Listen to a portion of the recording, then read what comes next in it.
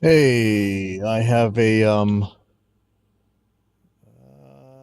somewhat later starting day than I thought today, so I'm down in or actually tonight. I'll be starting to set up at 5 o'clock tonight. Actually, you're gonna go help set up at Lanikai Park at 1, and so that's pretty soon. So I don't have too long. One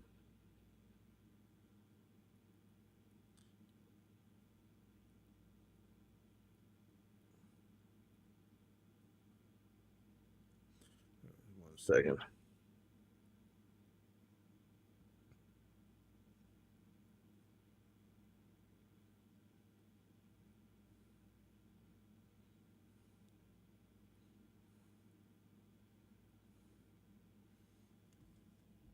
Okay, so I gotta transfer.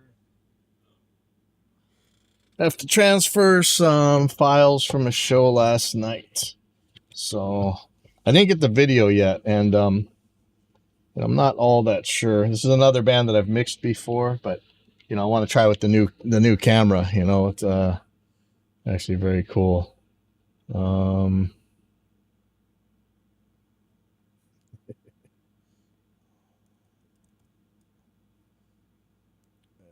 see. What do I have to do? So let me see if I got enough space on this hard drive for one thing. Desktop. Well, I got to delete some of these. Okay, so I'm going to delete these two. Okay, sorry. It's going to take me a second. Okay. Yeah, for the title, you can edit text files on Helix, and I'm hoping that somebody's really good with Notepad++, because I'm sure there's a way to save certain find and replace parameters, and if so, that would make things way easier. But let me just let me pull up what I got, and they're gonna take a look at this. Okay. So I tend to make on my Helix, I tend to make a song per patch, or a patch per song. That handles everything. This one is for playing Sabaton's Metal Machine. I hope this is the right one. Okay, hold on. Let me make sure that this. I think this is the wrong one. Let me see. TAB. I fixed it on one of them. And I often have several different amps that I can switch between. I'll have the exact same song with different amps that load up. And if all you're doing is changing one amp thing, it's kind of a pain. You got to go through each one of your files and change them all out. In this case, I had not actually created this patch properly. I didn't have an octave patch, which I need for the Sabaton. We're actually playing Sabaton Metal Machine. So I'm going to start on the harmony. Okay, let me save that. Okay, so that's where we want to be. But now I've changed the first snapshot, and I could just copy that snapshot over to all of them, but I think other things will mess up. So what I'm going to do is I'm going to copy this particular file into Notepad++, and we're going to all I'm going to do is I'm going to change the name, and I'm going to change what pulls up the amp. In this case, I'm not actually using a Helix amp for this. I'm using a Tonex amp, and I'll show you how that's going. Give me 1 second. Looks like, are we done? Is this done? I don't know if this is done. Oh no, it's still copying. Okay. I don't know why it auto hides. Oh, that's Helix too. Auto hides the command window. I don't know why it does that. But in this case, the difference between this file is this instant command that calls up a different amp using a MIDI program change on the Tonex one. And course, you're going to say, hey, the Tone X1 doesn't have MIDI. But it does if you buy this little tiny thing from Pirate MIDI called a Polar Mini, or they make a Polar Micro. They also make some bigger ones and stuff. But that's the real change here, is going to be program change here. And so I have, hopefully I have this right. So let me make sure. So I'm going to look at, the other amp version of this same song. And there it is. Notice that the program is 1. So that's calling up a different amp. That's all I really got to change. So let me pull up Notepad++. And I'm sure you can do this in any other text editor as well. This is something that I use so I don't forget how this thing is mapped. Because, okay, so let's see. The command center, program 0 is command instant program 1. That's what you see in the text. And it's also 1 on the Tone X. It's a little confusing. But there's, let me show you. Program 0 is different than 0. 0 is program off. Okay, so 0 in the text editor, in the actual Helix file. Oh, sorry. 0 in the Helix file is program change off. 1 in the text file in the preset is program change 0. But program change 0 is 1 on the Tone X. So I mean, it's a little confusing, but I think you're getting what I'm saying here. Yeah, let's see. So this is done. Let me eject this real quick. So that's done. All done with that. I don't have to worry about this anymore. Okay. So a couple different ways you could do this. So I'm gonna close this file. So I'm gonna find that file. So I'm gonna copy it in here. And I want to change the name. And I want to change the program that it's using from, what did I say? Ah, so fired. Okay, let me see. This one's 2, so I want to make that 1. But what is it called? 2 is called 3, I think. Yeah, so I have it here, what I have. So it's going to be program 2 in the command center, which is program 3 on the text editor. So first of all, I'm going to change. So how do we do this? Find. And I'm going to do replace TB51 with TA51. I'm not sure that's going to do it on the title, but I want it to.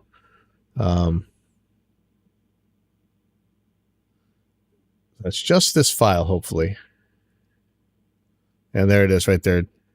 But it didn't change it on the...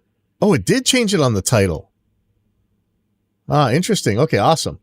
Okay, so first of all, I'm going to save that because that's how I want it now. Didn't give me an option to save that. That's interesting. Okay. Oh, no. I just messed up.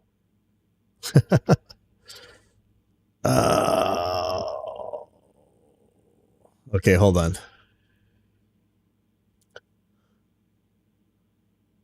I don't want that. I want to find TB51 and replace it with TA51. There we go.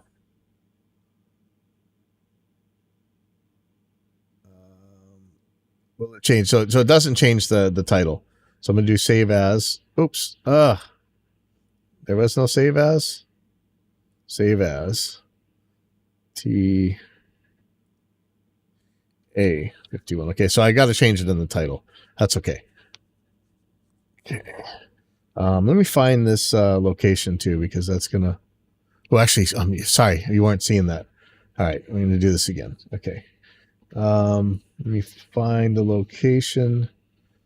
Be my master Helix folder. Yes, I said master. Deal with it.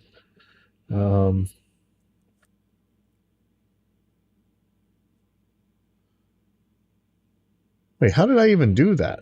Did I just drag this into Notepad? Oh, I'm such an idiot. All right, sorry about this, guys. Hold on, I'm going to fix this. Yeah, I don't even know where this file is stored. So hold on, let me see. Save as. Oh, it's in a temp file. Okay. I don't want to do it this way. I'm going to save it as into the proper place. Look at all those temp files.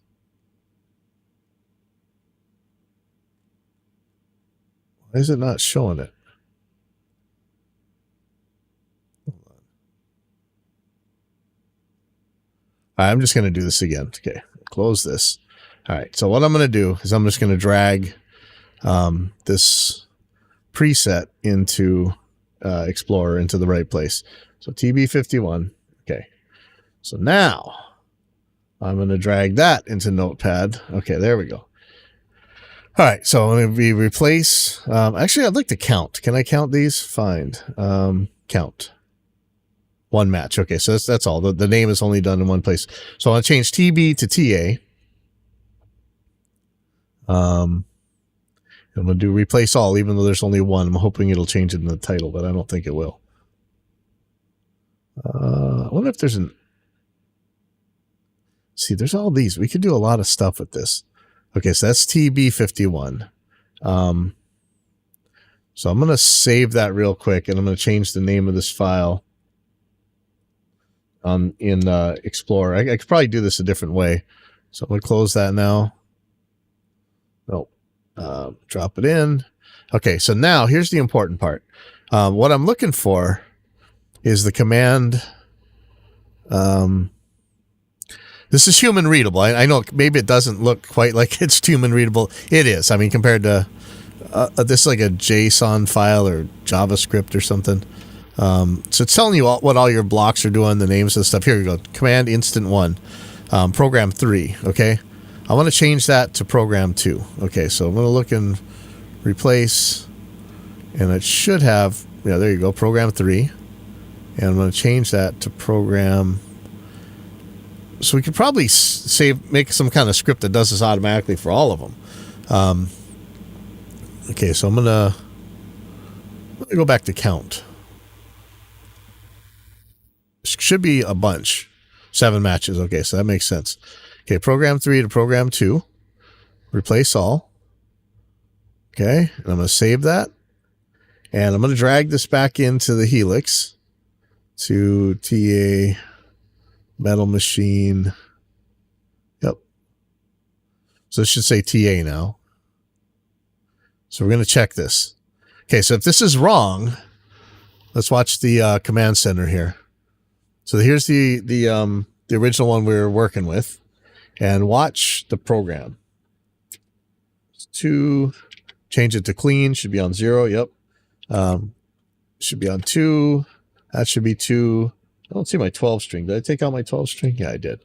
2, 2, 2. Okay, perfect. So now we go to Metal Machine on the Amalgam 51, 53, whatever that thing is. Now I see this one saying program 1, but let's just make sure. Okay, so we can go to the octave, saying 1. Rhythm is saying 1. Acoustic should say 0. Rhythm should say 1. Wait a second. Man, see, I get confused by the 1 and the 2. It's 2 is, yeah. So 1 on the program is 2. Okay. So this one, let me just make sure I'm doing this right. I'm looking at the Polar MIDI right now, and I'm seeing 2. So this is the proper amp. But that offset by 1, it really gets me. I always forget. So let me go back to the original one.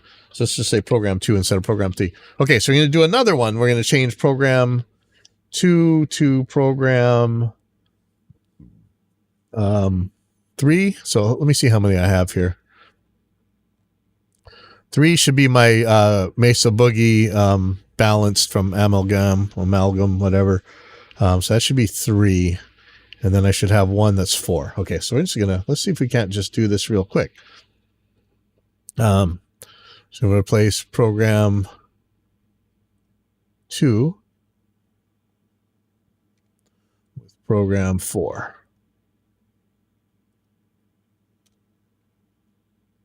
Replace all. We should see 7 change here. If not, I'm doing something wrong. Yep. And let's see if we can't find that. So command instant. There we go. 4. I think the initial state is whatever snapshot you had loaded, and that's what it's going to show here. So if I have an acoustic, it's probably going to say 0 for the first one, which is fine. So you might see 6 occurrences replaced instead. Maybe. I don't know. I'm going to change the name here from TA or TB51, TA51, sorry. TA51 to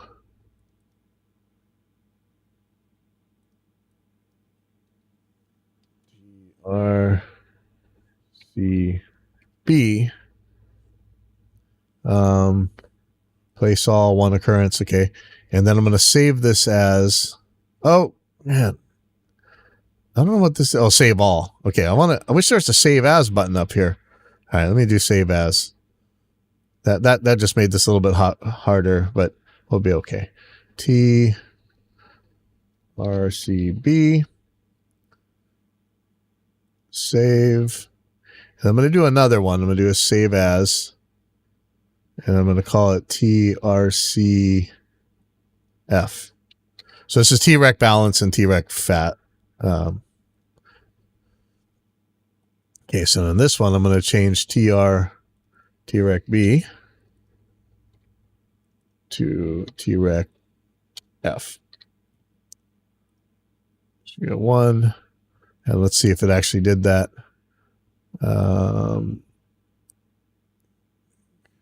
Right there, T-Rec F. Yep, there we go. Is there 2 spaces in there? No, okay. So now we want to do replace program 3. Is that right? 3 with program 4, I think. Oh, okay. No, that's definitely not right. Okay. Let's see, program 1, 2. So yeah, they should have had 2. Let me see what's going on here. Command instant. So that was 4 already. Wait, did I change 1 to 4 when I should have changed it to 3? Hold on, let me pull up the T-Rec B one real quick. Let me see what this one says.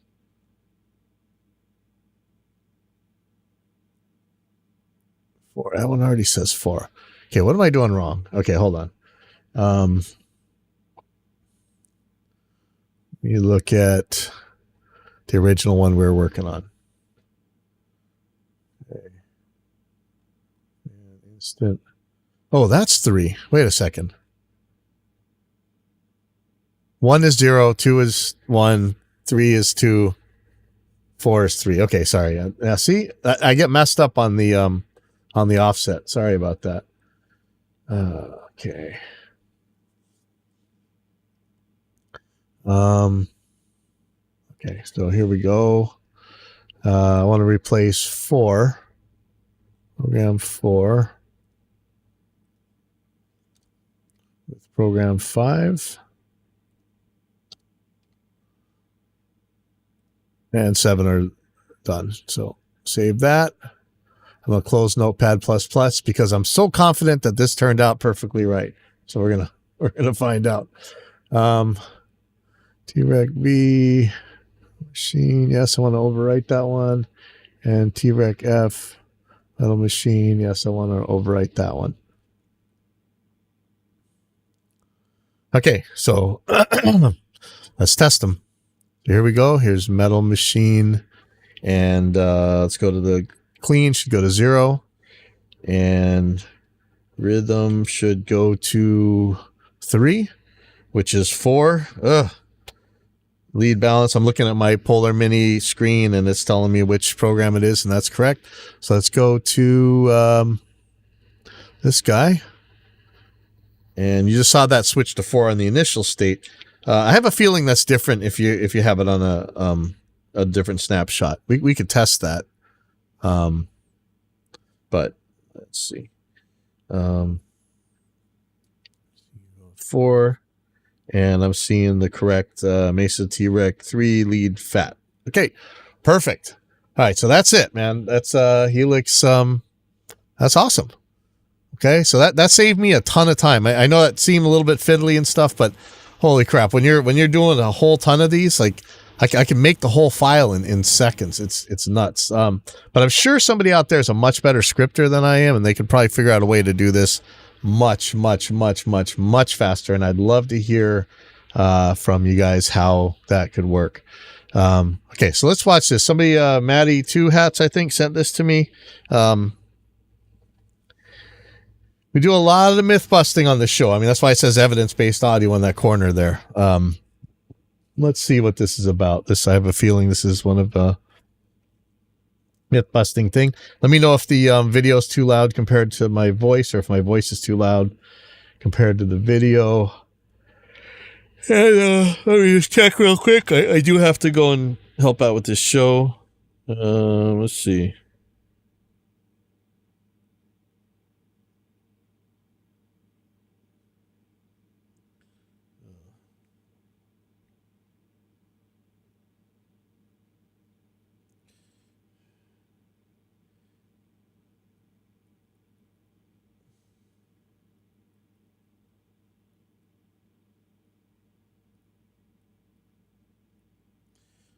Okay, let's see how this goes. Not sure I'm going to watch this whole thing, but we're going to check. Okay. So this is called The Magic of Analog, and this channel is Of Course. That's a pretty clever thing. That's awesome, actually. Okay, here we go. And where do we go from there? All right, so the first thing to think about when it comes to analog is that we live in an analog world, full stop. Nope. We do and we don't. If you get down to the quantum level, it's actually digital, right? It's actually, I wouldn't say digital, but it's discrete. There is no in between two packets of quanta, whatever the smallest thing is. There's no in between. You're either one or the other, and that's discrete, as in the case of digital. So no, it is an analog world, but no. Our ears fully function as analog. The music we create in a room with air is real analog. I don't think that's true. I thought that there's a digital component or digital-like component to our hearing. I think Nika Aldrich talked about that. Let me check real quick.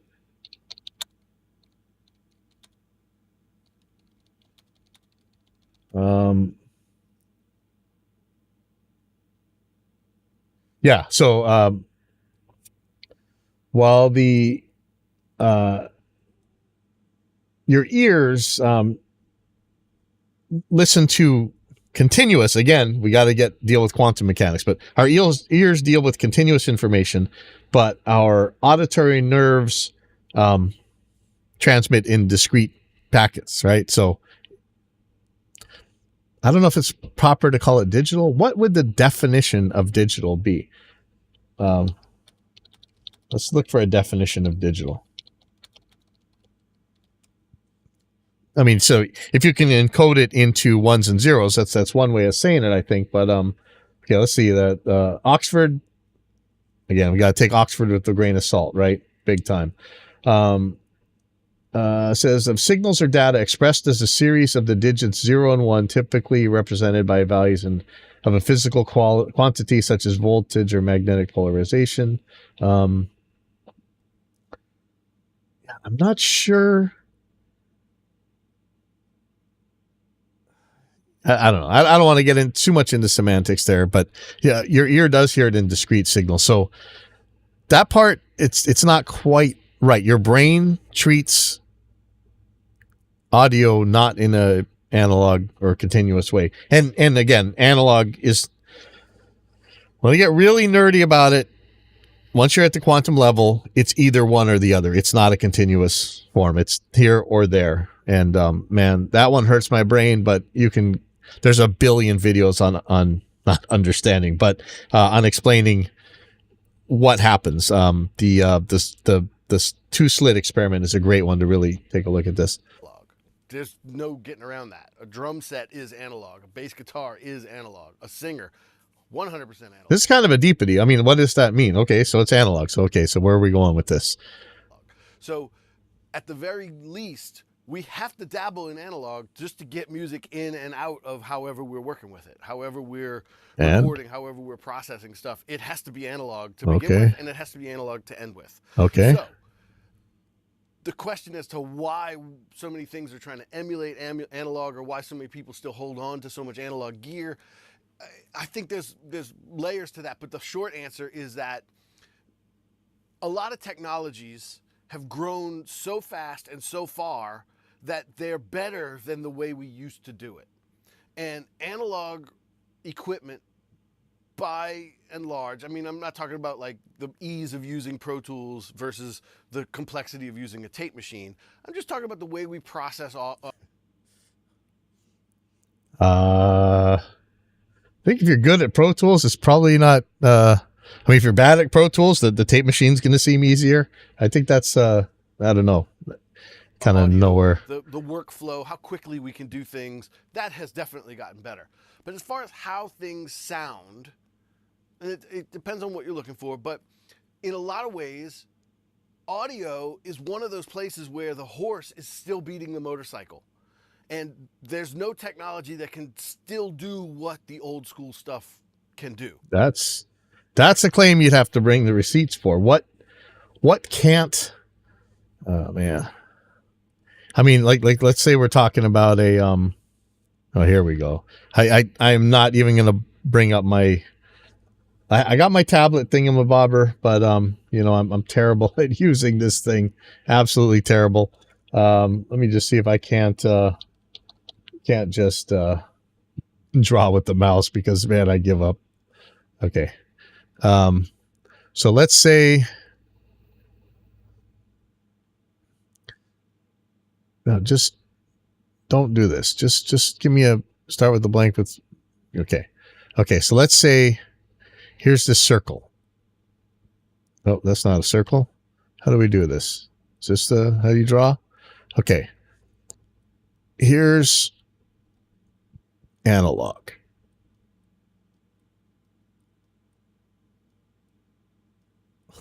I'm sorry.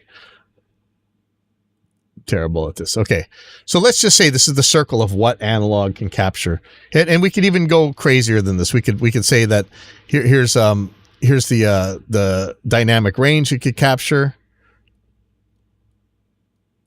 I mean, you could just write that in dB or something. And here's the frequency response that you can capture. Okay. Now here's this other circle out here that can both go higher and lower, and can pick up lower and higher frequencies. And what is this? This is digital. So if we're talking about what you can capture and reproduce accurately, digital is going to wipe the floor with analog, right? You might want it to distort. That's not accurate capture, but guitar players distort their amps. So that's something that a tape recorder can do. And that's hopefully what he's going to be talking about here, but let's see. And so that leads to a question of why. What is it? And so when we get to the idea of emulating analog stuff. So again, when he's saying that the analog is still better than digital, it's just horse is still better than the car or whatever.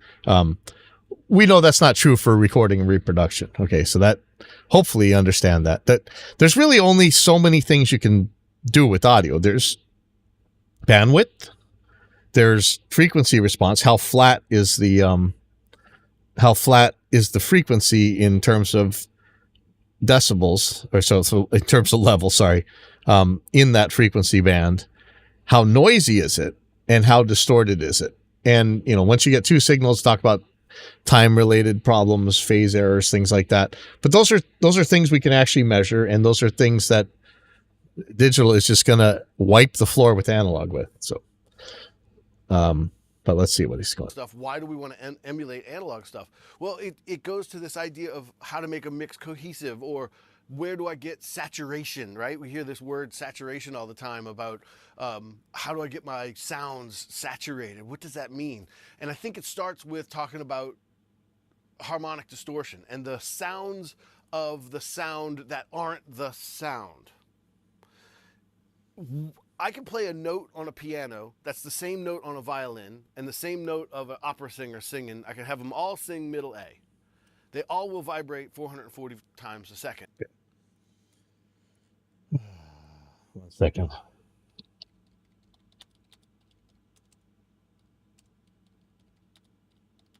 Let me see if I can't find something real quick. Let me see if I can find some images. Okay.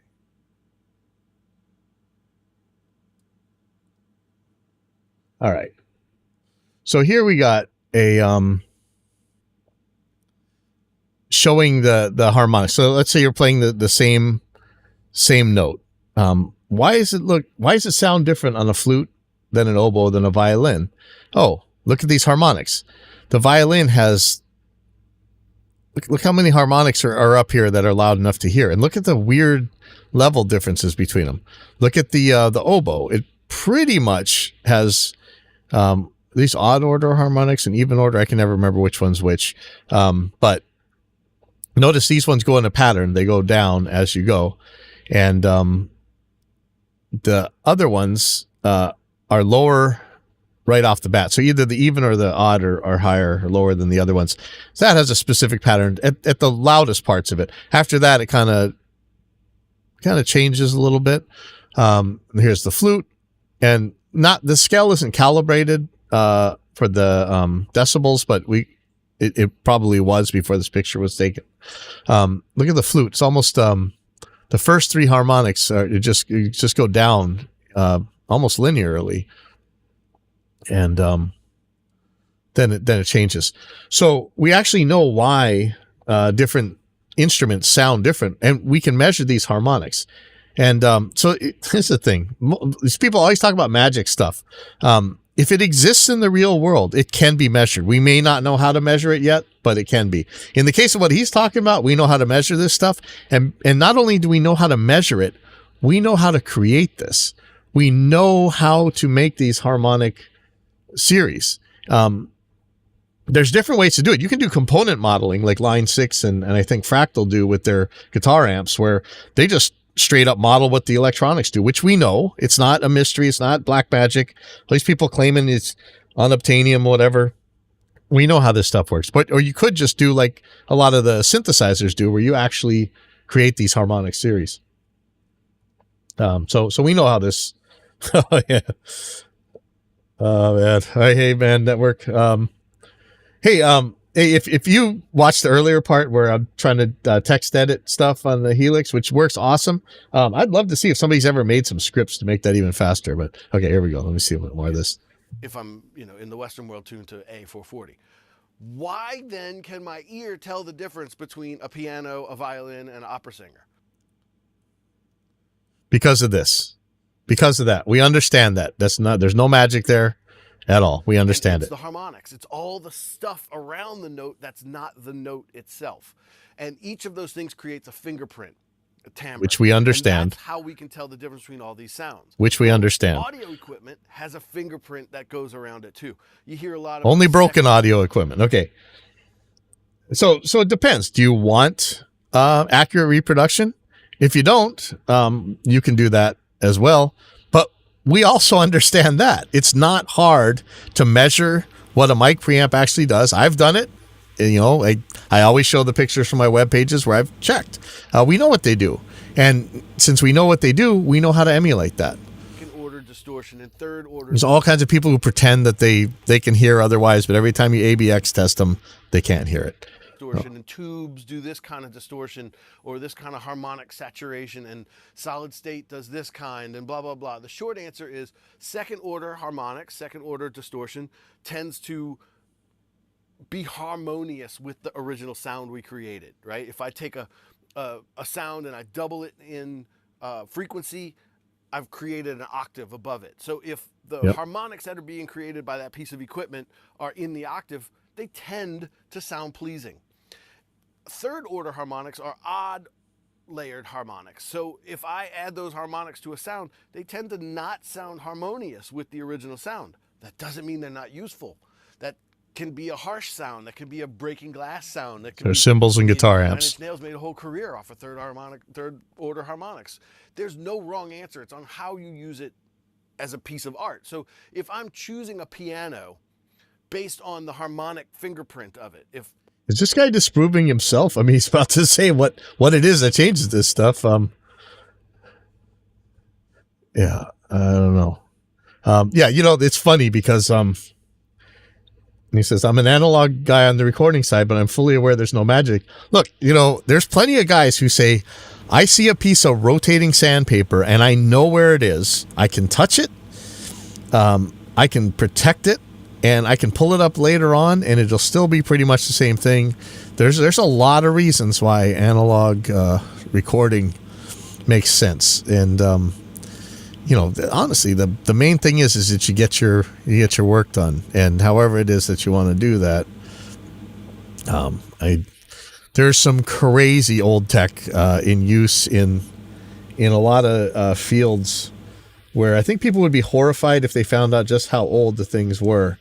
But that's not to say that there's not brand new, super perfect analog stuff out there too. It's not just old. I mean, everybody talks about the military sometimes having some gear on tubes or whatever because it's not going to get fried by electronic warfare.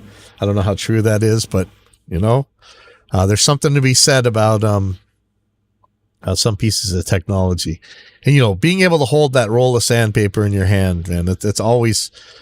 Carrying it away at the end of a project, that was always a big deal. Like they're holding up the Holy Grail and they're hiding it and take it to the bank vault or whatever. All pianos play the same notes.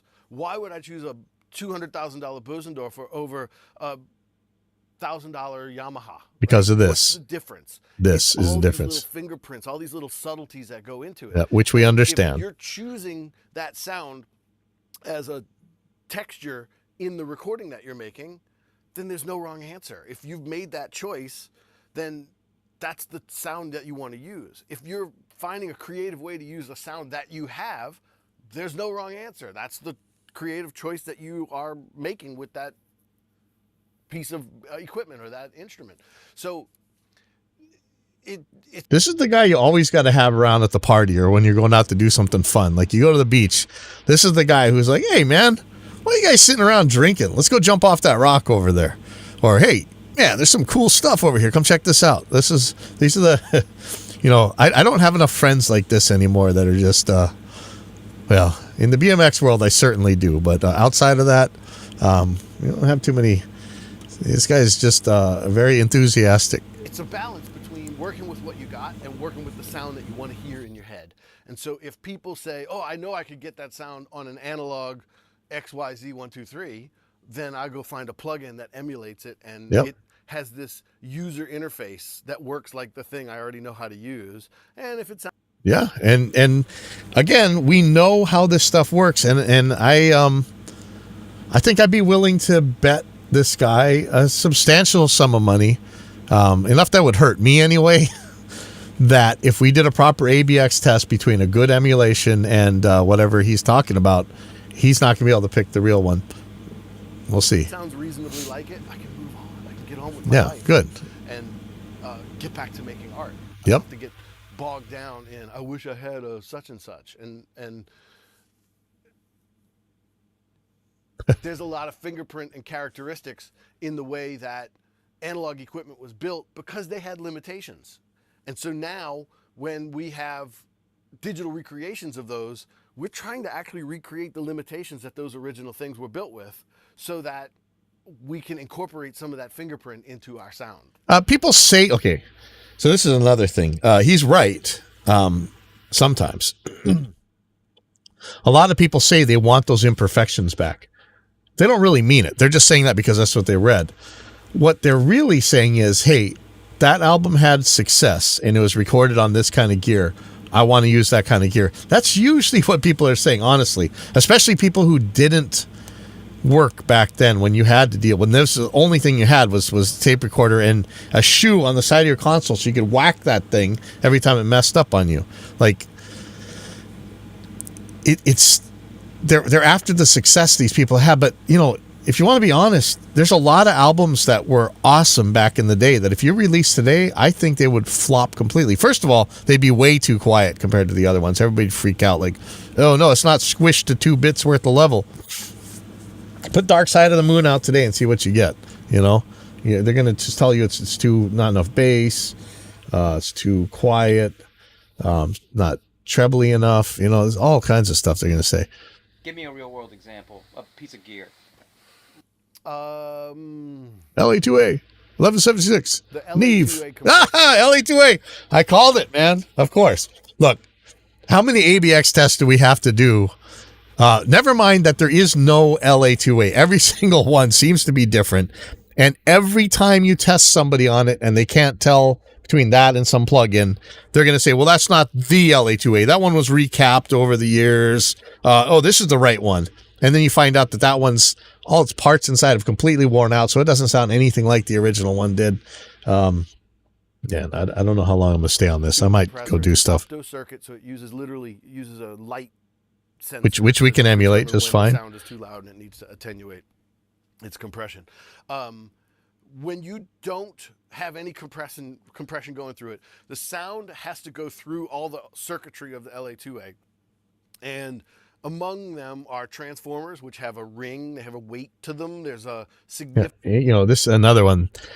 How many people have failed ABX tests on transformer claims, right? Significance to the sound after it goes through a transformer. There's a resonance that happens inside the transformer. There is, but whether or not you're actually it's gonna affect the audio to the level of audibility, we gotta try that. You use a bunch of LA2As and a Neve, but again, I'm tracking with it. The emulations are totally fine. You know, like everybody knows, you know, our old Stevie Nicks setup at Vintage was, you know, going into that Neve Kelso, which was not a Class A Neve, by the way. That was a AB, and it came out unbalanced into an LA2A, then into the old Pultec, and then that went to our tape recorders, Studer 827 usually, unless somebody insisted on the Master Muncher or one of the other ones. But that was our chain, and it worked every single time, and actually had little marks on both the Pultec and the LA2A. And her vocals were immediate; they just popped right up. Yeah, I don't. You know, you got something that works, you try not to mess with it, you know. I mean, that's the safe thing. When you're in there experimenting and things, that's a different story. Makes your sound thicker.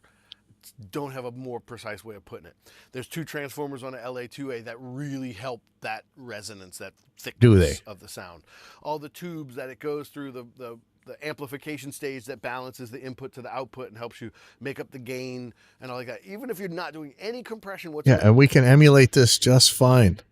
So, however, running your sound through an LA2A will put a harmonic fingerprint onto it that doesn't exist before it went through that LA2A. If you compress it, now you get all the flavor of the compressor and all that stuff too, and that rich, it's a very creamy kind of compression that happens on an LA2A. Bass and vocals really benefit from it.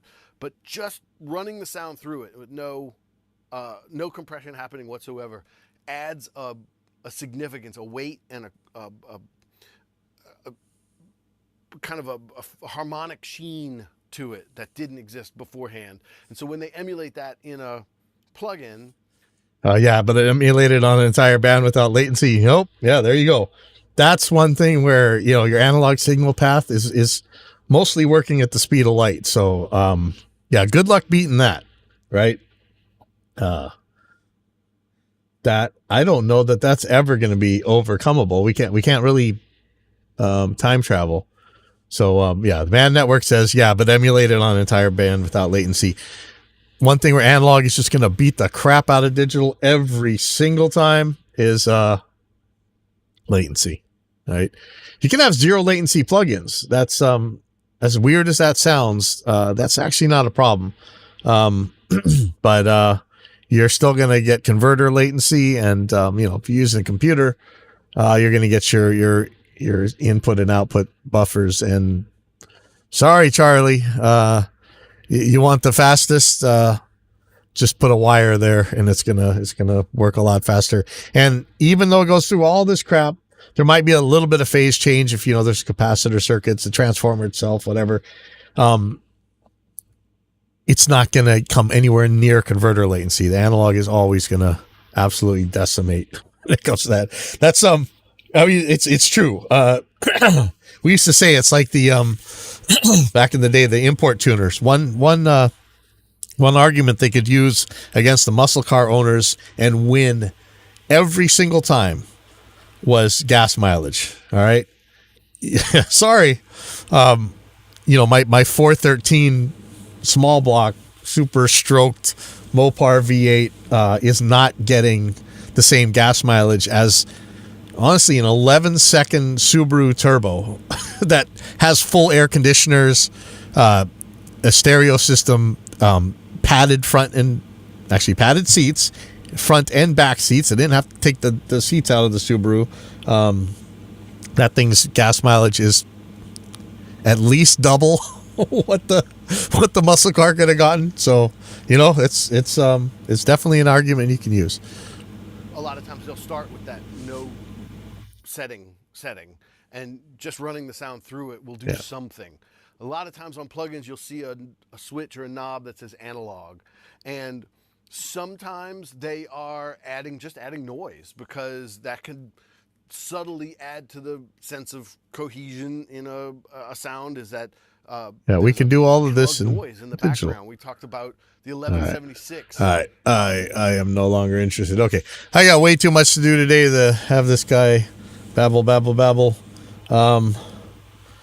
I don't know. I don't think he's saying actually anything wrong. It's just that we know how this stuff works. We can emulate it. But like the Man Network says, we are not beating it on latency. That is for damn sure.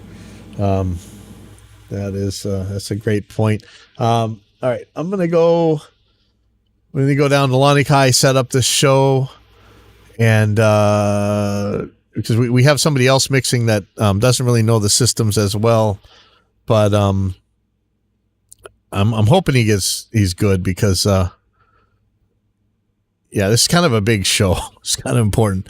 And I will be back. Maybe I'll leave him my splitter. So it depends what console he's using. If he's using the XR18, he can digitally split. I'd love, what I got to do is get one of those little camera straps for my chest, and we'll go do a live stream of one of these mix setups, man. That would be awesome and fun. I don't know how I'd read the comments, but that would be some awesome stuff. But yeah, I'll see you guys later. Have a good day. And I'm going to go fight some more Helix text scripting later on today. I see you.